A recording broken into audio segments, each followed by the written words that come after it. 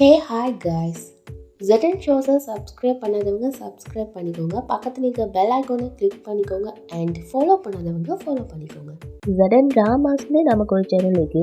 அதில் ரொம்ப மிஸ்டீரியஸான த்ரில்லரான கொஞ்சம் ரொமான்டிக்கான ட்ராமாஸ்லாம் அப்லோட் பண்ணுவேன். அதையும் சப்ஸ்கிரைப் பண்ணி வச்சு உங்களோட சப்போர்ட்டை கொடுங்க. Okay guys, so welcome to the ZN shows guys. பியா பின்னால அஞ்சு பார்த்துக்கிட்டே ஓடி போறா பயத்துல. அஞ்சு அவளை பார்த்து முறைச்சுக்கிட்டு நிற்கிறான். அப்போ பியா காட்டுக்குள்ள ஓடி போனதும் அஞ்சும் அவளை ஃபாலோ பண்ணிட்டு பின்னாலே ஓடுறான். அவள் காட்டுக்குள்ள ஓடி போனதால அவள் எங்கே உட்காந்து விளங்காம இருந்ததும் அவனோட பவரை யூஸ் பண்ணி மரத்து மேலே ஏறி நின்று பார்க்குறான். அப்போ பியா அங்கே எங்கேயும் இல்லை. ஒவ்வொரு மரமாக தாவினவன் பியா ஓடுறத கண்டுடுறான். அவன் எங்கே போகிறேன்னு சொல்லி தடுமாறி நிற்கிறான். அவன் என்னன்னா முன்னாலே வந்து நிற்கிறான். அதை பார்த்து பியா ஷோக் ஆகிடுறான். பியாட மைண்ட் ஃபுல்லாக அஞ்சு வந்து அவனோட பவர்ஸை யூஸ் பண்ணி வாட்டர் டேங்க்ஸில் இருந்தது தான் அவனோட மைண்ட் ஃபுல்லாக வருது. சைத்தாலி மேடம் ஒட்டு கெட்டதை வச்சு எல்லாருக்கிட்டையும் சொல்கிறாங்க. இல்லை, எனக்கு எதுவும் தெளிவாக கேட்கல, அவங்களுக்குள்ள ஏதோ சண்டை வந்தது அப்படின்னு கரெக்டாக சொல்கிறாங்க. அதை வச்சு ஷேகர் சொல்கிறாரு, நீ சொல்கிற மாதிரி ஒருவேளை அவங்களுக்குள்ள சண்டை வந்தீங்கன்னா நிச்சயமாக அவங்களுக்கு நம்ம மேலே உள்ள கவனம் செதறும். அதுக்குள்ளே அஞ்சும் வேதேஷும் திரும்பி வந்துடுவாங்கன்னு நிம்மதியாக சொல்கிறாரு. அப்போ அதுக்கு அவரும் கரெக்டுன்னே சொல்கிறாரு. நம்ம மோகனை அடி பாடி படித்து எல்லாரையும் கவுக்க பார்க்குறாங்க. இதை பார்த்து செய்தாலி அவங்க காதை மூடிக்கோங்க, இந்த மாதிரி பாட்டு படித்து வசீகரம் பண்ணிடுவாங்க. மோகனா ஆண்டி சுற்றி வந்தீங்க அப்படின்னு அந்த பாக்ஸே சுற்றிட்டு வந்து நின்றவங்க. அதுக்கப்புறம் நமக்கு எதுவுமே ஞாபகம் இருக்காது அப்படின்னு பதட்டமாக சொல்கிறாங்க. இல்லை, இந்த வீட்டில் இருக்கிறவங்க சுயநினைவோட ஈக்கோன்னு நினைக்கிறேன். சுயநினைவில் இந்த தானே நடக்கிற ஒவ்வொன்றும் ஞாபகம் ஈக்கோன்னு சொல்கிறாங்க. ஆனால் அவங்க சொல்கிறது புரியாமல் எல்லாரும் திருன்னு முழிக்கிறாங்க. அப்போ ஷேகர் அவர், நீ என்ன சொல்ல வர அப்படின்னு கேட்குறாரு. அதொன்னே மோகனா அந்த பாக்ஸுக்கு மேலே விரிச்சிருந்த ஷீட்டை எடுக்கிறாங்க. அப்போ வேதஸ்ரீ அவங்க ஸ்டேச்சுவை உள்ளே வைக்கிறத பார்த்து எல்லாரும் ஷாக் ஆகிடுறாங்க. இந்த வீட்டில் இருக்கிற ஒவ்வொருத்தரும் வேதஸ்ரீ ஜுரத்தில் துடிக்கிறான்னு சொன்னீங்க, ஆனால் அவன் இந்த இடத்துல சிலைய மாதிரி நிறுத்திக்கா அப்படின்னு கலாய்க்கிறாங்க. பியா பயத்தில் ஓட பார்க்குறா. அப்போ அஞ்சு வந்து, பியா ப்ளீஸ் நான் சொல்கிறத கேளு, இப்போ நீ என் கூட வந்தே ஆகணும் அப்படின்னு சொல்லிட்டு அவன் க்ளோஸாக வரான். அவன்கிட்ட வர பியாக்கு அவன் பவர்ஸை யூஸ் பண்ணி அந்த டைமில் அப்படின்றது தான் ஞாபகம் வருது. என் அம்மா ஆபத்தில் இருக்காங்க பியா, அவங்களுக்கு உன்னால் மட்டும்தான் உதவி பண்ண முடியும் பியா. ஆனால் பியாக்கு அஞ்சு பவர்ஸை யூஸ் பண்ணி அவன் எல்லாரையும் அட்டாக் பண்ணது அதுதான் மைண்டுக்குள்ளே வருது.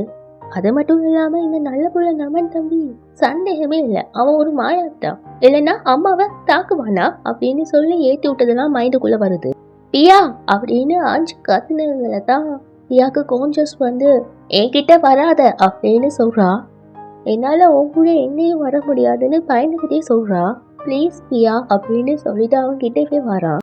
அங்கேயும் நில்லு, திரும்பவும் சொல்ற என்கிட்ட வராத அப்படின்னு பியா சொல்றா. அது போது அவள் எப்பவும் வச்சுட்டு இருக்கிற அந்த ஞாபகம் வருது. அதை எடுத்தவ என்கிட்ட வராத திரும்பவும் சொல்ற அப்படின்னு சொல்றா. அப்போ அவட மைண்டுக்குள்ள குருமாதாவோட நிலைமை தான் ஞாபகம் வருது. ஏன் நான் சொல்றத அப்படின்னு சொல்லிட்டு ஆஞ்சு ஒரு ஸ்டெப் முன்னால் வைக்கிறான். பியா என்ன பண்ணணும்னு கூட தெரியாமல் அஞ்சை பார்த்து அந்த கத்தியை எறிகிறா. அது போயிட்டு அவனை குத்திடுது. அதுக்கு பிறகு அவன் ஃபீல் பண்ணுறா. அவன் ஃபீல் பண்ணுறதுக்குள்ளேயே அஞ்சு அந்த கத்தியை எடுத்துடுறான். அவன் ஷோக்காகி பார்த்துட்டிக்கான். அவன் பாவமாக அவளை பார்க்குறான். என்னாச்சுக்கா உங்களுக்கு அப்படின்னு சொல்லி கத்திக்கிட்டே செய்தாலே அந்த பாக்ஸ் கிட்ட போகிறாங்க. அப்போ எல்லாரும் கத்திக்கிட்டே அந்த பாக்ஸ் கிட்ட போகிறாங்க. என்னாச்சு வேதஸ்ரீ உனக்கு, நீ எப்படி சிலையா மாறின அப்படின்னு சேகர் கவலையாக கேட்குறாரு. அப்போ வேதஸ்ரீ அவங்களோட ஐசால அவரை பார்க்குறாங்க. இவங்க அழுகிறதெல்லாம் பார்த்து இதுவும் நல்லா தான் இருக்குதுப்பா அப்படின்ற மாதிரி மோகனா சிரிச்சுட்டே நிற்காங்க. என்னாச்சு வேதஸ்ரீ உனக்கு, நாங்கள் சொல்கிறதெல்லாம் உனக்கு கேட்குதா அப்படின்னு வருத்தமாக சொல்கிறாரு. அதுக்கு வேதஸ்ரீ அவங்களோட ஸ்டேஜோ ஐஸை க்ளோஸ் பண்ணி ஓப்பன் பண்ணுது. அப்போ அதை பார்த்து சேத்தாலி, இப்போ தான் அக்கா கண் சிமிட்டினாங்க, அதை நான் பார்த்தேன்னு சொல்கிறாங்க. அப்படின்னா நாங்கள் சொல்கிறதெல்லாம் உங்களுக்கு கேட்கும் தானே அப்படி தானேக்கா? அவங்களும் கண் சிமிட்டி ஆமாம் அப்படின்ற மாதிரி சொல்கிறாங்க. அது அவங்களுக்கு கொஞ்சம் ஆறுதல் கொடுக்குது. அதுக்கடையிலேயே மோகனா ஏண்டி அவங்களோட குசும்பை ஸ்டார்ட் பண்ணிட்டாங்க.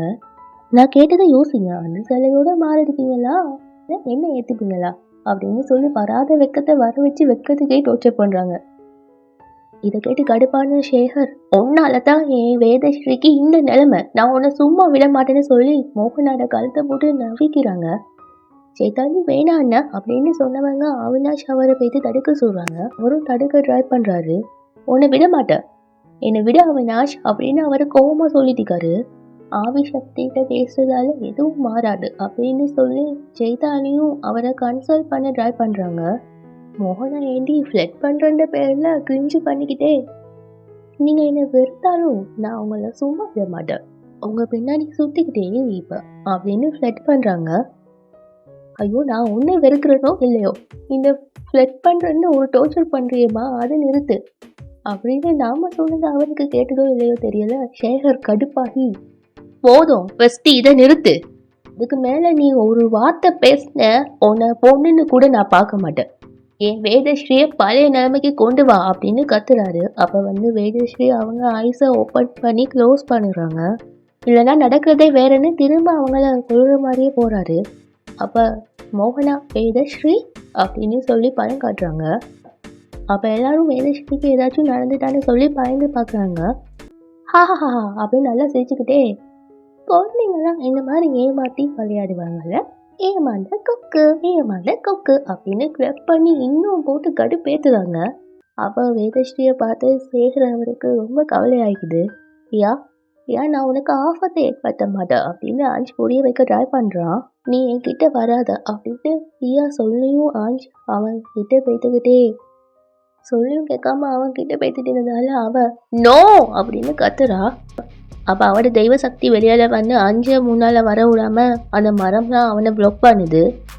அதை ஆஞ்ச் ஷோக்காக பார்த்துட்டிக்கா. அப்போ அந்த கிளையெல்லாம் ஆஞ்சை மூடுது. இதை பார்த்து பியா இதை நாமலாம் பண்ணோம் அப்படின்ற மாதிரி ஷோக்காகவே பார்க்குறா. அவனை அந்த கிளையெல்லாம் ஃபுல்லாக மூடினதும் அட கடவுளே என்ன இப்படி ஆகிட்டு அப்படின்னு யோசிக்கிறா. ஆஞ்ச் அப்படின்னு சொல்லிட்டு கிட்ட போகிறாளா, அவன் தான் அதிசக்தியாச்சே, எல்லாத்தையும் உடைச்சி வீசிட்டு மேலே வரான் பாஞ்சிக்கிட்டு. இதை பார்த்து பியா நல்லா பயந்துடுறா. அப்போ அவன் ஐஸ் க்ளோ ஆகுது. அதை பார்த்து பியாவுக்கு திரும்பவும் அவன் அட்டாக் பண்ணது எல்லாரையும் போட்டு அடித்தது அதுதான் மைண்டுக்குள்ளே வருது. அதெல்லாம் கொலாப்ஸ் ஆகி அவள் அப்படியே மயக்கம் போட்டு விழ போகிறா. அதை பார்த்து ஆஞ்ச் ஓடி போய்ட்டு அவளை பிடிக்கிறான். காய்ஸ், நமக்கு இந்த ரொமான்டிக் சீனெல்லாம் சூடு போட்டாலும் வராது, சுகட்டினாலும் வராது. ஸோ அதனால் நான் ஷோட்டுக்கு மியூசிக் வச்சு போடுறேன், நீங்கள் பார்த்து என்ஜாய் பண்ணிக்கோங்க. அப்போ ஆஞ்ச் வாரமா தெய்வ சக்தியோட வார அப்படின்னு சொல்கிறான். வேதஸ்ரீ அவங்க ஸ்டெச்சோவை பெட்டில் இருக்க வச்சுக்காங்க. அதை சேகர் வருத்தமாகவே பார்த்துட்டிருக்காங்க. அவினாஷ் அவர் டென்ஷனாகவே கால் பண்ணிக்கிட்டே இருக்காரு. சைதாலி இப்போயாச்சும் அட்டன் பண்ணானா அப்படின்னு சொல்லி கேட்குறாங்க. அதுக்கு அவர் இப்போவும் நாட் ரீச்சபிள்னு தான் வருதுன்னு சொல்கிறாரு. அவனுக்கு எந்த ஆபத்தும் ஏற்படுத்திக்கக்கூடாது, திரும்பவும் ட்ரை பண்ணுங்களேன் அப்படின்னு சொல்லி சைதாலி சொல்கிறாங்க. ட்ரை பண்ணுறேன் அப்படின்னு சொல்லிட்டு அவர் திரும்பவும் கால் பண்ணுறாரு. வேதஸ்ரீ, உன்னை இந்த நிலைமைக்கு ஆளாக்குனவங்களை நான் சும்மா விட மாட்டேன் அப்படின்னு சொல்லி கோபமாகவே கிளம்புறாரு சேகர். அப்போ அவினாஷ் அண்ணன் எங்கே போறீங்கன்னு ஸ்டாப் பண்ணுறாரு. அவினாஷ், அந்த மோகனா எல்லாம் மீறி நடந்துட்டீங்க, அவளை சும்மா விடக்கூடாதுன்னு சொல்லி போகிறாரு. கொஞ்சம் அமைதியாக இருங்க அப்படின்னு சொல்லி சைதாலியும் அவினாஷும் தடுக்கிறாங்க. அண்ணா என்ன காரியம் இது, நம்மளால் அவள் கூட போட்டி போட முடியாதண்ணா அப்படின்னு சொல்லி அவினாஷ் சொல்கிறாரு. பின்ன என்ன பண்ண சொல்கிற அவினாஷ், வேதஸ்ரீ இந்த நிலைமையில பார்க்கக்கூடிய சக்தி எனக்கு இல்லை அப்படின்னு வருத்தமாக சொல்கிறாரு. கொஞ்சம் பொறுமையாக இருங்க, இவ்வளோ நேரம் போட்டுட்டு இல்லைக்கோ, கொஞ்சம் நேரம் போட்டுட்டு இருப்போம், ஆஞ்சு தெய்வ சக்தியை குறித்து வரதா பேத்திக்கான்னு சொல்ல வராங்க. எவ்வளோ நேரம் போட்டுட்டீங்க சொல்ற சைதாலி, ராணி மாதிரி இந்த வேதஸ்ரீ இப்படி ஆகிட்டா, நான் இப்படி அமைதியாக இப்படி சொல்லுங்க அப்படின்னு வருத்தமாக சொல்கிறாரு. வேதஸ்ரீயை பார்க்க சொல்ல எல்லாருக்கும் வருத்தமாக தான் இருக்குது. சேகர் கங்கை நீர் இருக்கிற போட்டில் பார்க்குறாரு. அதை பார்த்த உடனே தான் அவன் மைண்டுக்குள்ளே ஆல்ரெடி மோகனாவை கண்ட்ரோல் பண்ணுறதுக்கு இதை யூஸ் பண்ணது ஞாபகம் வருது. உடனே அதை எடுத்துடுறாரு. அப்போ சைதாலியும் அவினாஷும் இவர் என்ன பண்ண போகிறாரு அப்படின்னு சொல்லி ஷாக்காகி பார்க்குறாங்க. ஆனால் அவர் அதை எடுத்துகிட்டு போகிறாரு. அப்புறம் அண்ணா அப்படின்னு சொல்லி கத்திட்டு அவினாஷும் பின்னாலே போகிறாரு. மோகனாவும் என்ன இதுங்க கூட்டமாக வருதுன்னு பார்க்குறாங்க. அவள் தான் அவட்ட கையில் இருக்கிற கங்கை நீரை பார்த்து ஷாக் ஆகிடுறாங்க. ஆஹா, இதுதான் நம்ம ஆஃப் பண்ணிச்சு இதா அப்படின்னு. நான் ஒன்று சும்மா விட மாட்டேன் மோகனா அப்படின்னு சொல்லிட்டு சேகர் அந்த போட்டில் ஓப்பன் பண்ணிட்டு கிட்ட போகிறாரு. அதை பார்த்துட்டு மோகனா, என் கிட்ட வராதிங்க, கிட்ட வந்தீங்கன்னா அப்புறம் நான் என்ன செய்வேன்னு தெரியாதுன்னு மிரட்டுறாங்க. என் வேதஸ்ரீயை பழையபடி மாத்து, இல்லைன்னா இந்த கங்கா ஜலத்தால நான் உன்னை அழிச்சிருவேன். வேதஸ்ரீயை பழைய நிலைமைக்கு மாத்து அப்படின்னு சொல்லிட்டே நிற்காரு. அதை பார்த்து சைத்தாலி ஏன் அண்ணன் இப்படிலாம் நடந்துக்கிறீங்கன்னு கேட்குறாங்க. வேணாண்ணா, கொஞ்சம் அமைதி அடைங்க, ஒன்று கிடைக்க ஒன்று ஆகுதுன்னா நம்ம வருத்தப்படணும்னு அப்படின்னு அவினாஷ் புரிய வைக்க ட்ரை பண்ணுறாரு. அக்கா கள்ளமா இருக்காங்க, அவங்க நிலைமை பற்றி கொஞ்சமாதி யோசிச்சு பாருங்கன்னு சைத்தாலியும் சொல்கிறாங்க. சைத்தாலி, வேதஸ்ரீயை பற்றி நான் யோசிச்சதால தான் இந்த தீர்மானத்துக்கே நான் வந்திக்க. என் வேதஸ்ரீயை பழையபடி மாத்திரியா இல்லை அழியலாண்டிக்கிறியா அப்படின்னு சொல்லிட்டே கிட்ட போகிறாரு. என் மேலே கங்காஜலம் சொட்டு பட்டாலும் இந்த வீட்டில் இருக்கிறவங்கள கங்கை நீரில் கரைக்கிறத தவிர வேற வழி இல்லை அப்படின்னு சொல்லிட்டு மோகனா பின்னால் போகிறாங்க. அவங்க சொன்னதை கேட்டு அவினாஷும் சைத்தாலியும் பதட்டமாகவே பார்த்துட்டிருக்காங்க. அப்போ நான் சொல்கிறத கேட்க மாட்டியா அப்படின்னு சொல்லிட்டு சேகர் ஊத்துறாரு. ஆனால் அதுக்குள்ளே மோகனா அவங்க குளிச்சிடுறாங்க. ஊற்றுறது தான் ஊற்றுறீங்க, குழி பார்த்து ஊற்றுறது கிடையாது. இப்போ மோகனா ஆண்டி வேற ட்ரிகர் ஆகிட்டாங்க. என்ன திகச்சு போய் நிற்கிறீங்க? என்ன வெச்ச குறி தப்பிட்டா? ஆனால் நான் வச்ச குறி என்னைக்குமே தப்பாது அப்படின்னு சொல்கிறாங்க. அப்போ இவங்க என்ன செய்ய போகிறாங்கன்னு எல்லாரும் பதட்டமாக பார்த்துட்டு சொல்ல அவங்களோட முடியால் ஒரு அடி அடிக்கிறாங்க. அந்த கங்கை நீர் இந்த போட்டில் போயிட்டு அங்கிட்டு உழுது. அப்போ அங்கே திடீர்னு மறைச்சிடுறாங்க. அங்கே எங்கே போனாங்கன்னு சொல்லி எல்லாரும் சுற்றியும் முற்றியும் தேடுதுமோ அது கடையில் பின்னால் ஏதோ போகிற மாதிரி இருந்ததும் என்னன்னு சொல்லி திரும்பி பார்க்குதுவோ மோகனாய் அண்ணா வேதஸ்ரீ அவங்களோட ஸ்டெஜோவை அவங்களோட முடியால் சுற்றி வச்சுட்டு அப்படி நிற்கிறாங்க கீழே போகிற மாதிரி. இது எல்லாரும் ஷாக் ஆகி பார்க்குறாங்க. அப்போ தெய்வத்தை தூக்கிட்டு போகிறாங்க. அப்போ கரெக்டாக அஞ்சு பிரியாவை தூக்கிட்டு வந்து அங்கே நிற்கிறான். கிட்ட வராத வரமாட்டேன்னு சொல்லிட்டு அஞ்சு மேலேயும் நல்லா ஹாயாக காத்தோட்டமாக பிரியா படுத்து கிடக்குறா. இத்தனை பேருக்கு முன்னால் என்னால் பியாவை தூக்கிட்டு போக முடியாது, வேறு ஏதாச்சும் பண்ணணும்னு யோசிச்சவ அவனை ஷோலை கலட்டி அப்படியே அவனை கொடியோட சேர்த்து அப்பல அவளை கட்டுறான் வெக்சைட்டில் வச்சு. அதை பார்த்துட்டு செய்தாலே தயவு பண்ணி என் அக்கா விட்டுரு அப்படின்னு சொல்லிடுறாங்க. அதுக்கப்புறம் தான் என்ன சொன்னங்கிறதையே அண்டர்ஸ்டாண்ட் பண்ணிட்டு இல்லை அங்கேயே வச்சிரு. இப்போ நான் நினச்சா கூட வேதஸ்ரீயை சுக்கலாக உடச்சி எறிய முடியும். நான் உங்ககிட்ட கையெடுத்து கும்பிட்டு கேட்குறேன், தயவு பண்ணி அக்காவை அப்படி பண்ணிடாத அப்படின்னு கேட்குறாங்க. அவினாஷும் அண்ணன் சார்பில் நான் மன்னிப்பு கேட்குறேன்னு மன்னிப்பு கேட்டவர் அப்படி இந்த நிலைமையில அண்ணன் மனசு உடைஞ்சு போயிருக்காரு. அதனால தான் அவர் இப்படி பண்ணிட்டாரு, தயவு பண்ணி அண்ணியை ஒன்றும் பண்ணிடாது அப்படின்னு அவரும் கேட்குறாரு. எதுக்கு நீங்கள் எல்லாரும் கேட்குறீங்க? தப்பு பண்ணது யாரோ அவங்க தான் என்கிட்ட வந்து மன்னிப்பு கேட்கணும் அப்படின்னு மோகனா சொன்ன உடனே சேகர் வந்து நான் அவங்ககிட்ட மன்னிப்பு கேட்டுக்கிறேன், மனசார மன்னிப்பு கேட்டுக்கிறேன்னு கையெடுத்து கேட்குறாரு. தயவு செஞ்சு வேதஸ்ரீயை காப்பாற்று, நான் பண்ணது தப்பு தான் ஒத்துக்கிறேன், என் வேதஸ்ரீயை காப்பாற்று மோகனா அப்படின்னு கேட்குறாரு. இதெல்லாம் பார்க்க சொல்ல மோகனாவுக்கு உள்ளுக்குள்ளே குழுன்னு நிற்குது. அவர் நீல் டவுன் பண்ணியே தயவு செஞ்சு என் வேதஸ்ரீயை விட்டுரு அப்படின்னு செய்கிறாரு. இதெல்லாம் பார்த்து வேதஸ்ரீ அவங்களுக்கு கண்ணீரே வந்துடுது. விட்டுட்டுமா? சரி இவெல்லாம் விட்டுடுற. மோகனா அவங்க ஏன்னா வேதஸ்ரீ அவங்களோட ஸ்டேஜோவை இன்னும் மேலே கொண்டு போகிறாங்க. இன்னொரு தடவை நல்லா யோசிச்சுக்கோங்க அப்படின்னு சொல்லிட்டே அவர் பின்னால் வந்துட்டாரு. இது யோசிக்கிற நேரம் இல்லை, செஞ்சு முடிக்க வேண்டிய நேரம். ஆவி சக்தி அந்த குடும்பத்தை நாசமாக்குறதுக்கு முன்னால நம்ம வேலையை செய்ய வேண்டியது அவசியம்னு சொல்கிறாரு. அதே ஷோக்காகி நீங்கள் ஏற்கனவே அவங்களோட ஃபேமிலிக்கு ஹெல்ப் பண்ண மாட்டேன்னு சொன்னீங்களே அப்படின்னு சொல்லி கேட்குறாரு. அவள் திவ்யா அவங்க சொன்னதெல்லாம் அவட மைண்டுக்குள்ளே வந்து போகுது. இப்போ அது முக்கியம் இல்லை புரோகிதரே, பாதாள அறை வரைக்கும் போக வேண்டியது ரொம்ப முக்கியம். அங்கே இருக்கக்கூடிய ஆயுதம் தான் அந்த ஆவி சக்தியை அழிக்க நமக்கு உதவும்னு ஏதோ ஒரு ஆயுதத்தை பற்றி சொல்கிறாரு. அப்போ அதுக்கு புரோகிதர் அந்த பாதாள அறை எங்கே இருக்குன்னு அவட டவுட்டை கேட்குறாரு.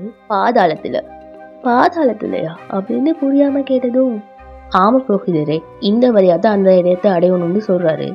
என்ன இடம்னு பார்த்தா ரொம்ப ஒரு ஆழமான ஒரு கிணறு ஒன்று இருக்குது. இது ஒரு கிணறு அப்படின்னு சொல்கிறாரு. ஆனால் இது சாதாரண கிணறு இல்லை, பாதாள துவாரம், பாதாள லோகத்துக்கான நுழைவாயில் அப்படின்னு சொல்கிறாரு. அதை பற்றி அதை கேட்டு புரோகிதருக்கு பேஸ்மெண்ட் கொஞ்சம் நடுங்கிட்டே போல, கும்மர் தாய்க்கு இதுக்குள்ளேயா போகணும்னு சொல்லுங்க அப்படின்னு கன்ஃபார்ம் பண்ணிக்கிறாரு. அவரும் ஆமான்னு சொல்லி தலையாடிட்டே முன்னால் போகிறாரு.